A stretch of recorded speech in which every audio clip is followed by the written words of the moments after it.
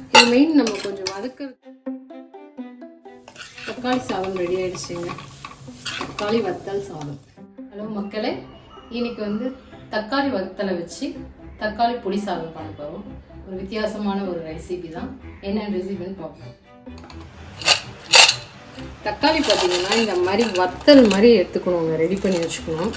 இது பார்த்தீங்கன்னா 4 நாள் நான் காய வச்சு எடுத்து வச்சுருக்கேன். 2 கிலோ தக்காளி வந்து நல்லா ரவுண்டாக ரொம்ப மெலிசாக கட் பண்ணி போட்டேன்.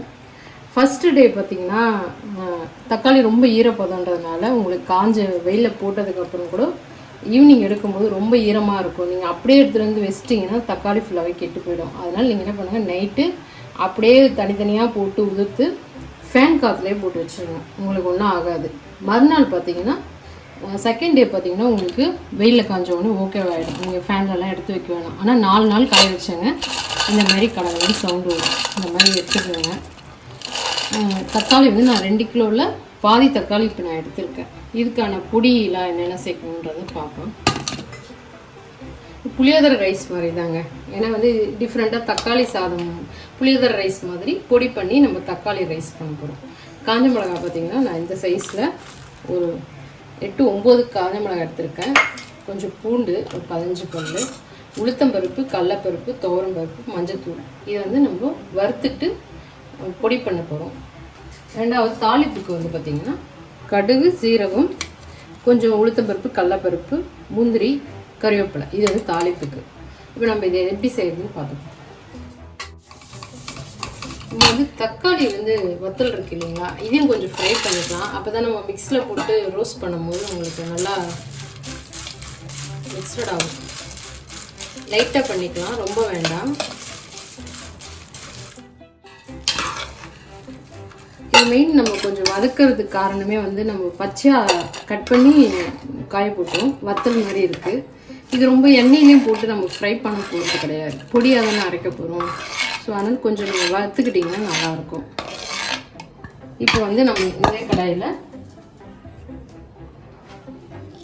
உளுத்தம்பருப்பு, கடலைப்பருப்பு, துவரம்பருப்பு இதை வறுத்து எடுத்துடலாம்.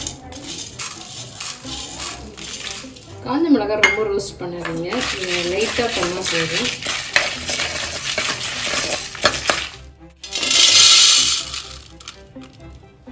பூண்டு தனியாகவே நீங்கள் ரோஸ்ட் பண்ணிக்கோங்க.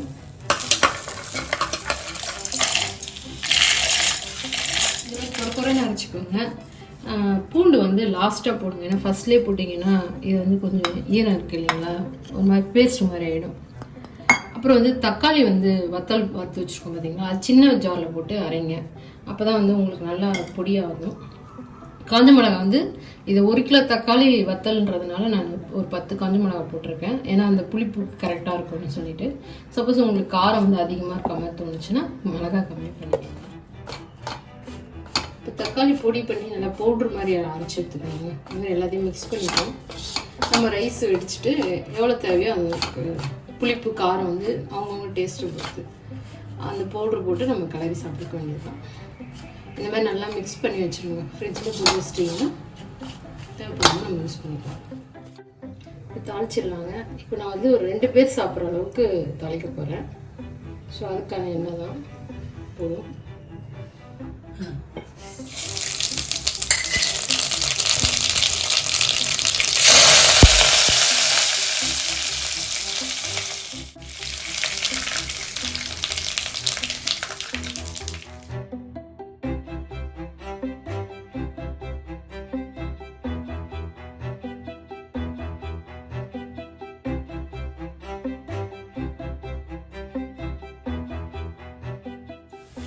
தக்காளி சாதம் ரெடி ஆயிடுச்சுங்க. தக்காளி வத்தல் சாதம்.